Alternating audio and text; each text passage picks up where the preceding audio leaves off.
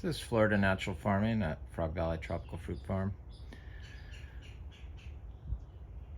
Just thinking about my on-farm inspections I have this week on Thursday the 13th, October the 13th. Demeter certification and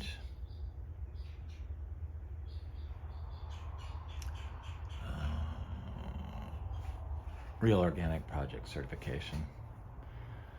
So I have to move this stuff off this table and make an area where they can like look over my books and ask me questions.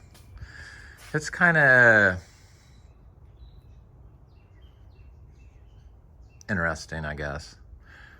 I'm not gonna let it stress me out. The biodynamic usually is very good, but on the 2020's inspection, it was over the FaceTime, I think, and it just stressed me out. It really stressed me out. So I have to do that, and so it just made me, thinking about biodynamics and Rudolf Steiner and all that stuff and all the weird ass stuff that he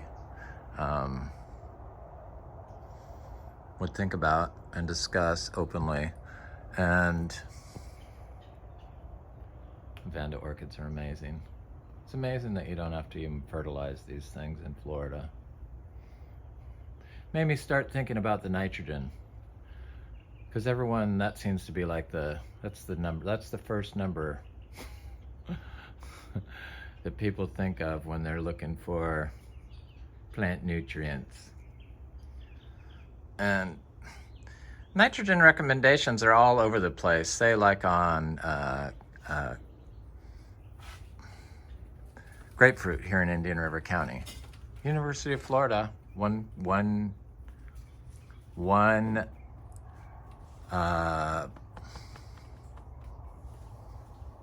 set of guidance for nitrogen application was 249 pounds of nitrogen per acre per year. Like the maximum I believe we can apply for biodynamic certified to be biodynamic certified is 86 pounds, I think is what it is. I could be wrong, but we apply 26 pounds of nitrogen per acre per year. So it just made me start thinking, because there's all this people like want to put nitrogen fixing plants in their system, and they're like looking at one input at a time. Nitrogen fixing plant, nitrogen, phosphorus, potassium. It's like nobody discusses alternative ways to get the nitrogen.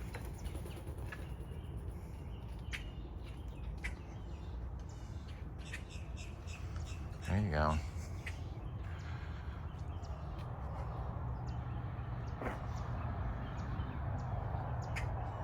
So beautiful here. So all these plants, compost, we apply 26 pounds of nitrogen per acre. So I have to figure out how much in our inputs, like the compost we apply, the manure I apply every day to the orchard. I have to figure out how many pounds it is.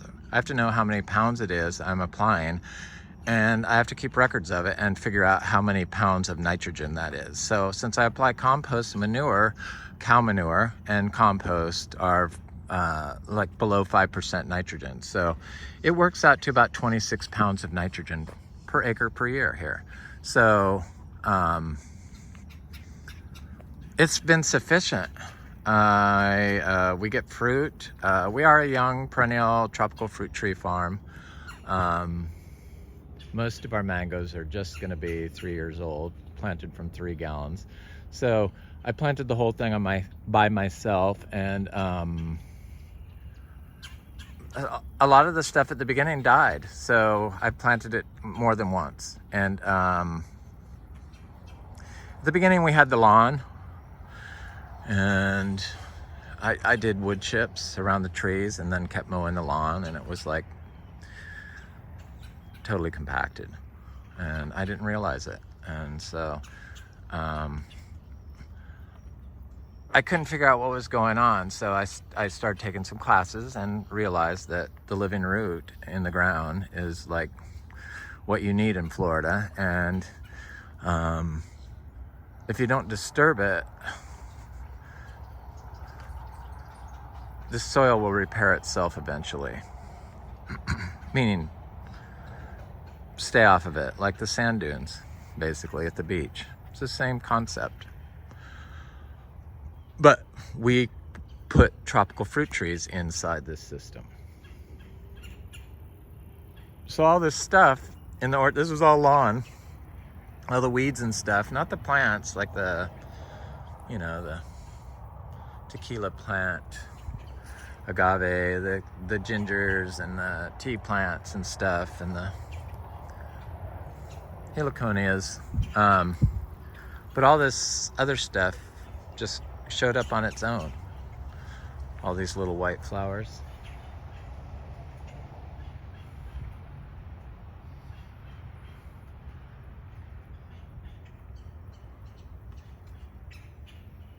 So people think that if you put nitrogen fixing plants in the, like a monocrop of perennial peanut in the ground, that will cycle nitrogen for their tropical fruit trees.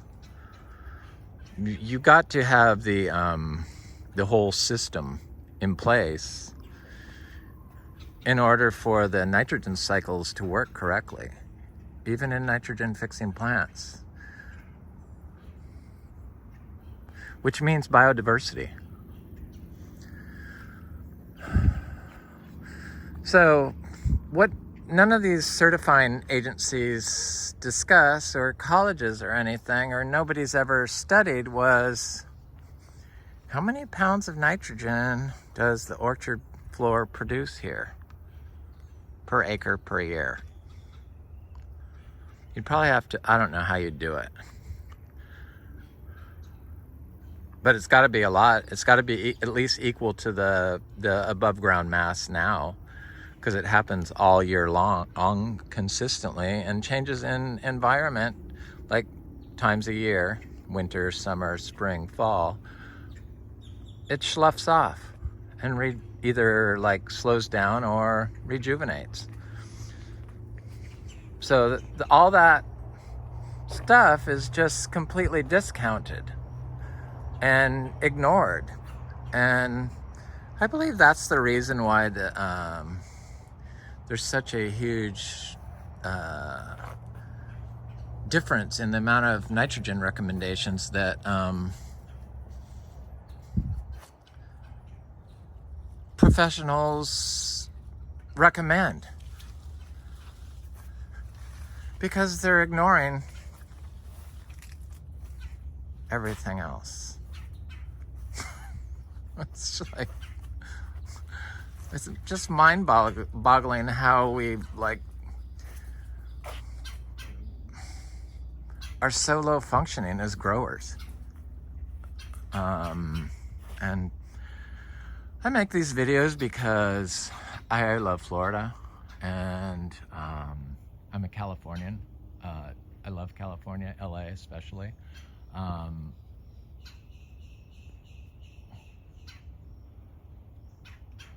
But I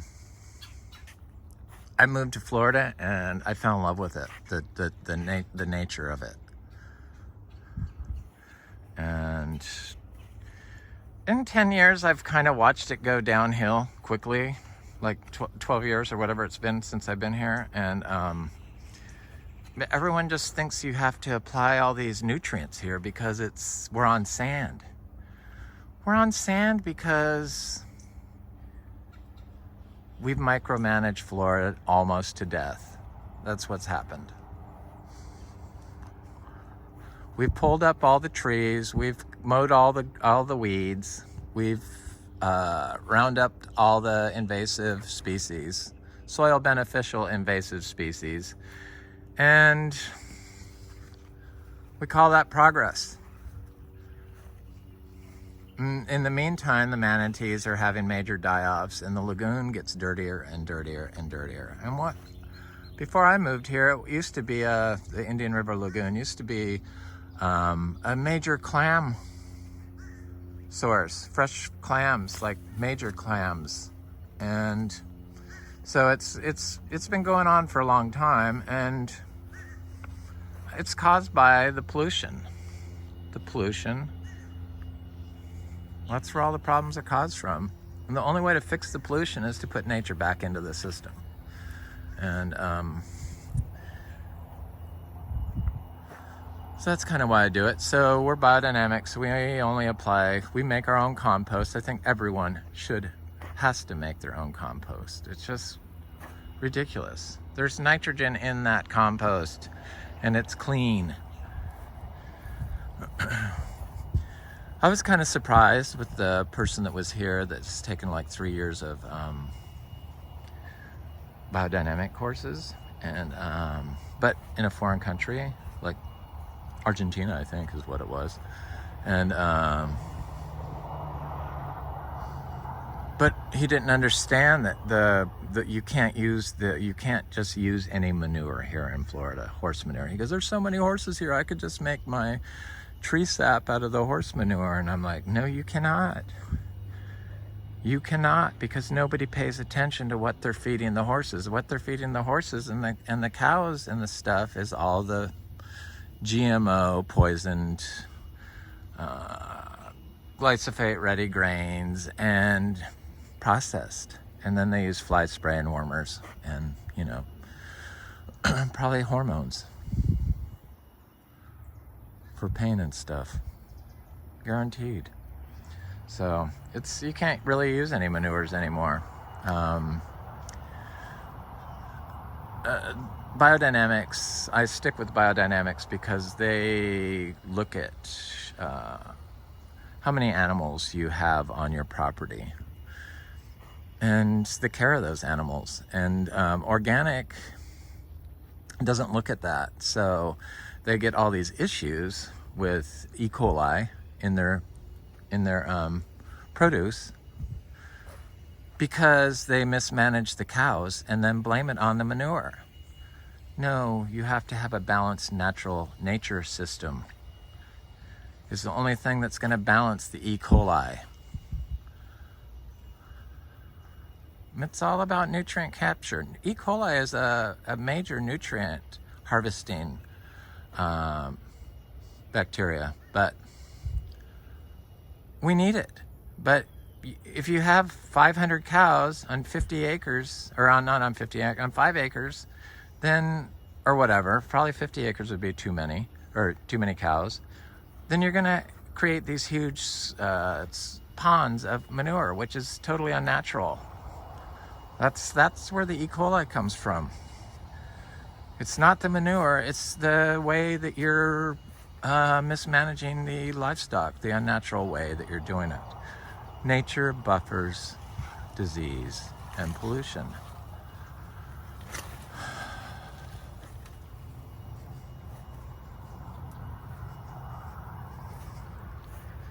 Nature is a buffer to the environment. It's the answer to all the problems.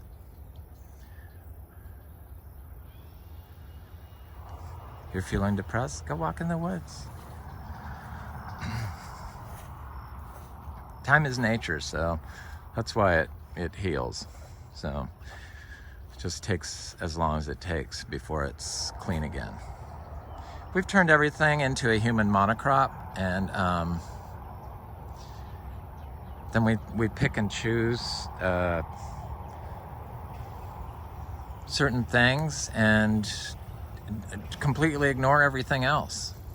So, I mean, you've got to give some weight to the nitrogen that's in this grass alone. I mean, it's 5% nitrogen, probably. But yet they ignore it. How much nitrogen do you think this has? Probably a whole hell of a lot. I don't know. The farming in Florida with the mode and the compaction is just, I don't know. And then adding chemicals to it and it all runs off because it's all compacted. It's like, it's frustrating. It's so frustrating. Florida could have been a tropical fruit Eden. Hopefully it still can.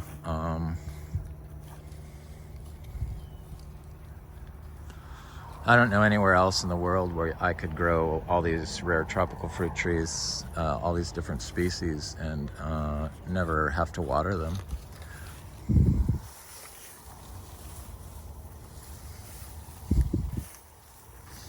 Plant them any time of the year and never worry about it, even during drought.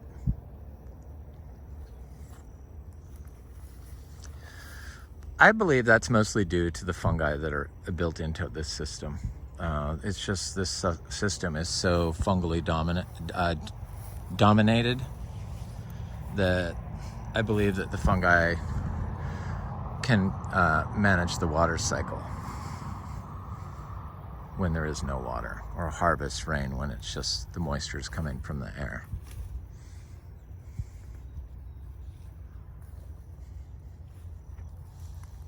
But yet, it's never looked at. I'm fairly certain that's what goes on here. That's why we don't have standing water in depressed areas, like low-lying areas, even after 12 inches of rain.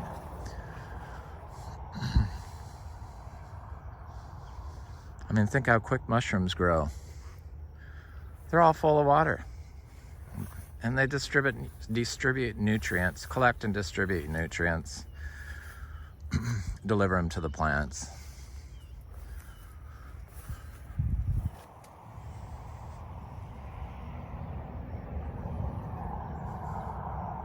It's the whole system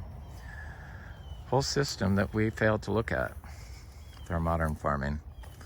Even in what they call regenerative farming, they still don't look at built-in natural systems. It's bizarre. I think they take studies from like Rodale or something, or colleges that were like superior performers to other studies, and just start passing it off on this is the way to do it, and that's how that gets developed.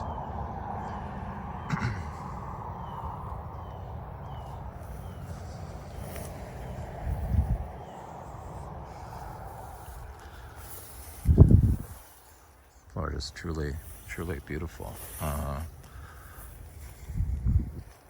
always feel so good when I come out here and walk.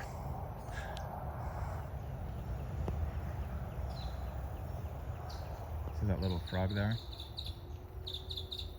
So all these trees, like the mango trees, are nurseries to frogs, baby frogs, and probably mature frogs. But they like to spray all the copper on the mangoes here in Florida and insist you can't grow them without doing it, and get fruit. While they totally ignore everything else and never once mention soil health or how toxic copper is and that it kills all frogs on contact and all other aquatic life. Kills people. It was used as a poison during Victorian times. Couldn't use those leaf teas for holistic, healthy, or for medicinal tea. Mango leaf medicinal teas made with your systemic Abound and copper. Probably not a good idea. I think that's why you're gonna in order to sell stuff like that, there's gonna be a need to be certified. So That's why I'm sticking with a Demeter. They really make me think, which I like. And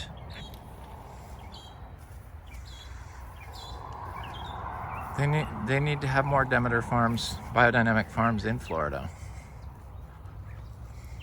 so that people can feel safe and know that what they're getting has at least been checked and verified.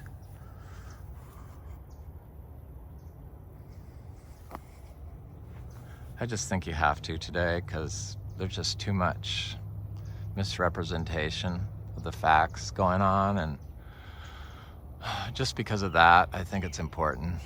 And Demeter's been around for a long time, so they have a good reputation, and I'm looking forward to my on-farm inspection on Thursday, the 13th. Anyway, this is Florida Natural Farming, Frog Valley Tropical Fruit Farm. Hope you have a beautiful day.